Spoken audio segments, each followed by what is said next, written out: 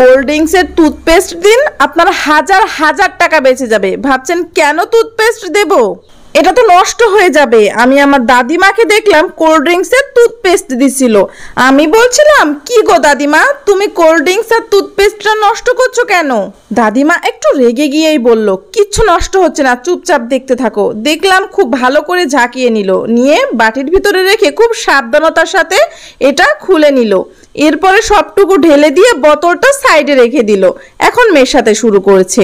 আমি আবার বলে উঠলাম, তুমি পেস্ট আর কোল্ড ড্রিঙ্কস মিশিয়ে কি কোনো রেসিপি বানাচ্ছ নাকি? তারপর পরে দেখলাম আবার হুইল পাউডার দিয়ে দিল। তখনই বুঝলাম এটা কোনো খাবার জিনিস না। বলল, চুপচাপ দেখতে থাকো, বাসায় যদি ভিনেগার থাকে তাহলে আধ কাপ মতন ভিনেগার দিয়ে দিবে, খুব ভালো করে মিশিয়ে নিবে। আর ডিটারজেন্ট যে কোনো ব্র্যান্ডের দিতে পারো, কোনো সমস্যা নাই। মিশিয়ে নিতে হবে, এরপর একটা কাগজের সাহায্যে আবার বোতলে ঢুকিয়ে দিতে হবে। আমি একটু হেসেই বললাম, দাদিমা এটা কি গুরুত্বপূর্ণ জিনিস, এটা কি এখন খাবে?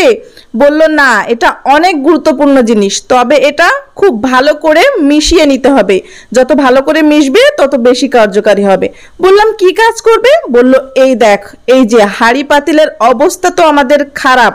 আমরা যারা প্রতিনিয়ত চুলায় রান্না করি তারা বুঝি কষ্টটা কি।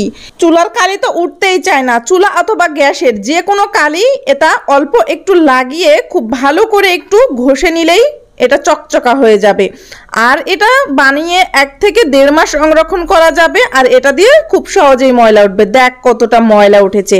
সত্যিই তো দাদিমা, এক ঘষাতেই তো চকচকা হয়ে গেল। এটা অনেক কার্যকারী আর গুরুত্বপূর্ণ। যাদের হাঁড়ি পাতিল পরিষ্কার করতে অনেক বেশি কষ্ট হয় তারা এটা বানিয়ে রাখবেন, আর এক ঘষাতেই চকচকে হয়ে যাবে। আপনি পৃথিবীর কোন জায়গা থেকে ভিডিও দেখছেন কমেন্ট করুন, যাতে পরবর্তী ভিডিওতে আপনাকে ধন্যবাদ দিতে পারি।